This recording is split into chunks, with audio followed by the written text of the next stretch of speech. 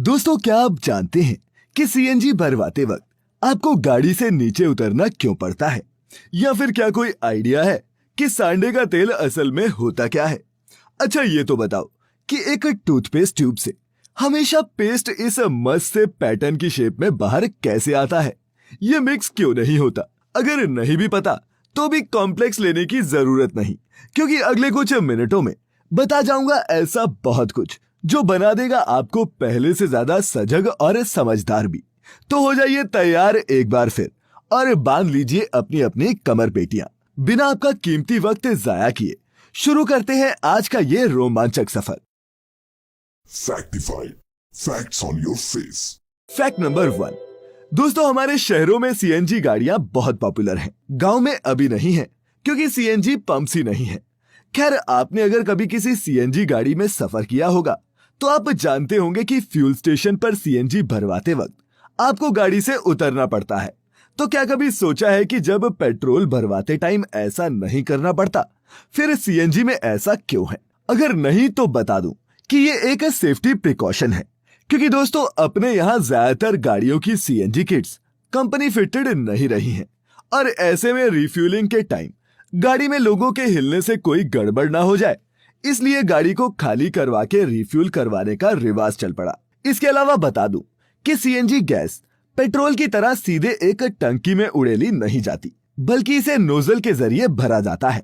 और तो और एक सीएनजी सिलेंडर के अंदर का प्रेशर 200 बार्स तक जा सकता है और ये प्रेशर इतना ज्यादा होता है कि इसे भरते वक्त कोई भी रिस्क लेना समझदारी नहीं है। वैसे भी आग लगने की घटनाएं सीएनजी स्टेशंस पर पेट्रोल पंप से कहीं ज्यादा होती हैं। इन्हीं सबको ध्यान में रखते हुए ये कहा जा सकता है कि सीएनजी भरवाते टाइम गाड़ी से उतरना ही समझदारी है। Fact number 2। दोस्तों, सुबह उठने के बाद ज्यादातर मैंगो लोग सीधे बाथरूम के सामने जाकर अपना ब्रश उठाते हैं और उस पर डालते हैं ये परफेक्ट लाइंस में निकलने वाली टूथपेस्ट। लेकिन वेट, इस ट्यूब में से टूथपेस्ट हमेशा कलर के इस परफेक्ट पैटर्न में कैसे निकलता है? क्या इसके पीछे भी साइंस है? तो दोस्तों बता दूं कि बिल्कुल है, और इस साइंस का नाम है रियोलॉजी, जिसे साइंस ऑफ फ्लो भी कहते हैं। तो दोस्तों होता क्या है कि इन परफेक्ट पैटर्न्स को पाने के लिए ट्यूब में अलग अलग कलर के टूथपेस्ट को अलग अलग नोजल्स की मदद से फिल किया जाता है, लेकिन उनका फ्लो ट्यूब के माउथ से उसके दूसरे सिरे तक एक सा ही होता है। अब ट्यूब पर जब भी पीछे से प्रेशर डाला जाता है तो ट्यूब में से ये सभी कलर्स की पेस्ट एक साथ ही बाहर आती हैं और हमें मिलता है सुबह सुबह ये रिफ्रेशिंग सा पैटर्न। Fact number 3। दोस्तों, आपने कभी ना कभी सांडे के तेल के बारे में पढ़ा चाहे ना हो, लेकिन सुना जरूर होगा। कई बुद्धिजीवी ये किस काम आता है इसका भी आइडिया रखते होंगे, लेकिन असल सवाल तो ये उठता है कि आखिर ये सांडे का तेल होता क्या है और ये कहां से मिलता है? अगर दोस्तों ये सवाल आपके लिए भी अभी तक एक पहेली ही है, तो मिलिए इस कमाल की छिपकली से, जिसे देसी भाषा में सांडा कहते हैं। ये छिपकली हमारे देश के राजस्थान और गुजरात के रेतीले इलाकों में खूब पाई जाती है, लेकिन बहुत ही अफसोस की बात है कि इनके पेट में मिलने वाली इस चर्बी के चक्कर में इन्हें पकड़ा और मारा जाता है।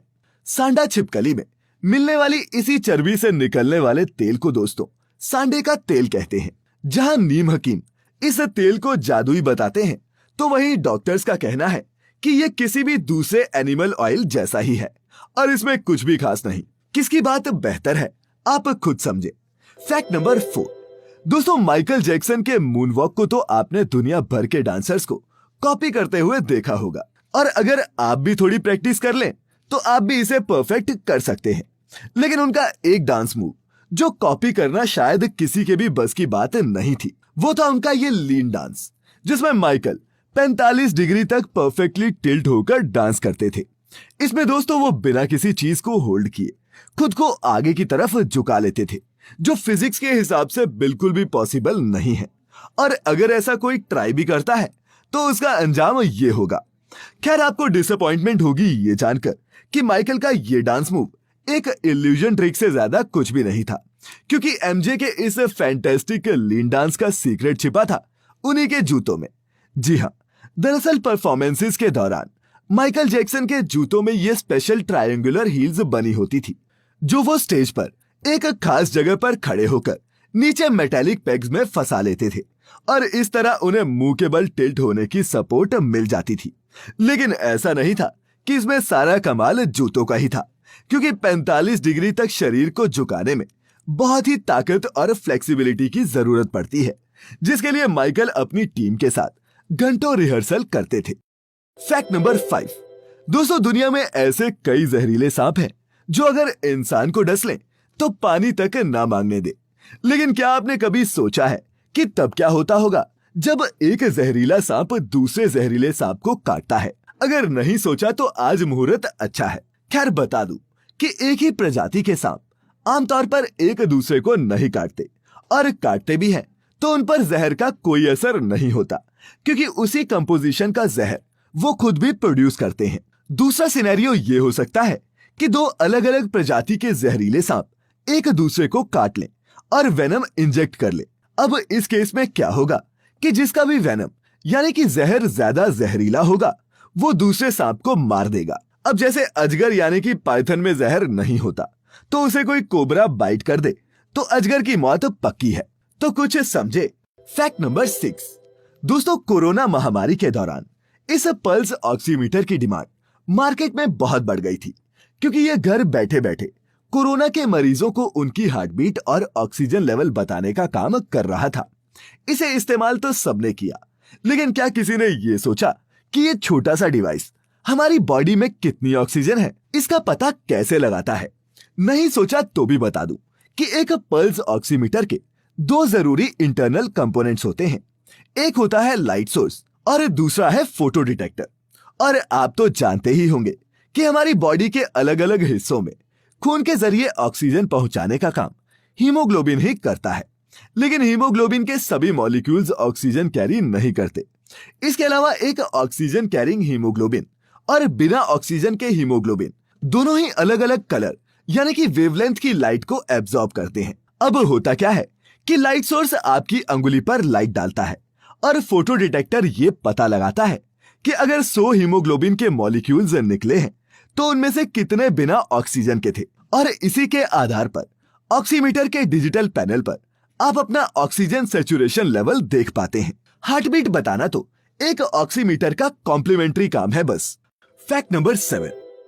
दोस्तों, एलॉन मस्क की नई नई तिगड़में और खुराफाती प्लान्स के बारे में हम आपको अक्सर बताते रहते हैं। इसी कड़ी में आज लाया हूं मैं आपके लिए कुछ नया। जी हाँ, ये है उनका लेटेस्ट वेंचर, साइबर हाउस। और देखने में ये किसी साइफाई मूवी से निकला फ्यूचर का घर लगता है, जो एक इमरजेंसी शेल्टर का काम कर सकता है, जैसे किसी वर्ल्ड वॉर में या फिर मार्स की सतह पर। बता दूं कि इस फ्यूचर हाउसिंग प्रोटोटाइप के 3 अलग अलग लेवल्स हैं, जिनमें से बीच वाला लेवल लिविंग एरिया है, ऊपर वाला खाना उगाने के लिए, और सबसे नीचे वाला हिस्सा एक बंकर है। इस साइबर हाउस में steel concrete wall, armoured Windows और मेटेलिक ब्लाइंड्स लगी हैं, जो किसी न्यूक्लियर ब्लास्ट को भी झेल सकती हैं। और रेडिएशन को खत्म करने के लिए इसके लिविंग एरिया में एक डीकंटेमिनेशन शावर भी मौजूद है। इलेक्ट्रिसिटी के लिए टेरेस पर सोलर पैनल्स हैं, पर इनके सोलर पैनल्स काम ना करें तो ऐसे में पावर के लिए इन मिनी विंड मिल्स का भी इस्तेमाल किया जा सकता है। दोस्तों, एलॉन का ये महत्वाकांक्षी प्रोजेक्ट फिलहाल तो कॉन्सेप्ट स्टेज में ही है, लेकिन इसकी कीमत आंकी जा रही है $8,65,000, यानी कि 6 करोड़ रुपए से भी ज्यादा। Fact number 8। दोस्तों, क्या आप यकीन करेंगे कि दिसंबर 2020 में ब्रिस्टल इंग्लैंड के इस आम से दिखने वाले घर की कीमत इस सिंपल सी पेंटिंग बनने के बाद 17 गुना बढ़ गई थी। जी हाँ, लेकिन दोस्तों, ना तो ये पेंटिंग आम है और ना ही इसे बनाने वाला आर्टिस्ट। दरअसल ये काम है मशहूर अंडरग्राउंड स्ट्रीट आर्टिस्ट बैंक्सी का, जो यूरोप के अलग अलग शहरों में ऐसा क्रिएटिव स्ट्रीट आर्ट बनाने के लिए मशहूर है। लेकिन इसकी असली पहचान अब तक दुनिया के सामने नहीं आई है। अपने इंस्टाग्राम अकाउंट पर बैंक्सी ने इस पेंटिंग की फोटो पोस्ट की और इसे नाम दिया आछू, जिसके बाद एलिन माकिन नाम के होमओनर ने इस घर को बेचने की अपनी एक ऑलरेडी फाइनल हो चुकी डील को कैंसिल कर दिया, क्योंकि अब यह बिल्डिंग पहले से कहीं ज्यादा वर्थ की थी। ये होती है दोस्तों आर्ट की ताकत। Fact number 9। दोस्तों, पिछले 100 सालों में ऐसे बहुत से रेवोल्यूशनरी प्रोडक्ट्स आए हैं जिन्हें हम अब उन प्रोडक्ट्स के नाम से नहीं बल्कि उन्हें बनाने वाली कंपनीज के नाम से पहचानने लगे हैं। जैसे फोटोकॉपी के लिए जेरोक्स और इंटरनेट सर्च के लिए गूगल।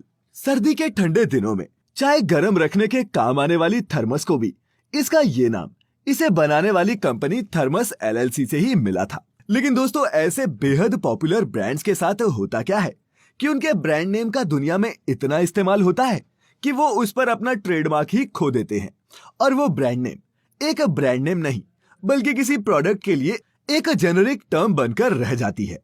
ऐसे किसी प्रोडक्ट का नाम अगर आप भी जानते हैं तो नीचे कमेंट्स में हमें बताएं। बाकी आपके योर ओन फैक्ट तो मैं लेकर आता ही हूं, जो आज हमें भेजा है शेरपाल सिंह जी ने। शेरपाल जी अपने फैक्ट में एक आम रेलवे स्टेशन और जंक्शन के बीच क्या फर्क होता है ये बताने की कोशिश कर रहे हैं।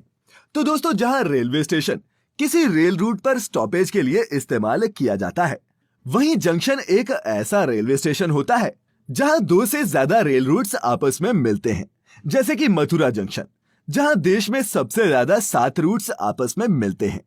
इसके अलावा टर्मिनस या फिर टर्मिनल उन ट्रेन स्टेशंस को कहा जाता है जहां से आगे ट्रेन नहीं जाती और रेल रूट वहीं खत्म होता है। तो दोस्तों, इसी के साथ आज का ये सफर भी हम यहीं खत्म करते हैं। मिलेंगे जल्द ही एक दूसरी इंफॉर्मेटिव और ऑसम वीडियो में। तब तक अपना अपने चहेतों का ख्याल रखें, खुश रहें और वीडियो पूरी देखने के लिए आपका बहुत बहुत शुक्रिया।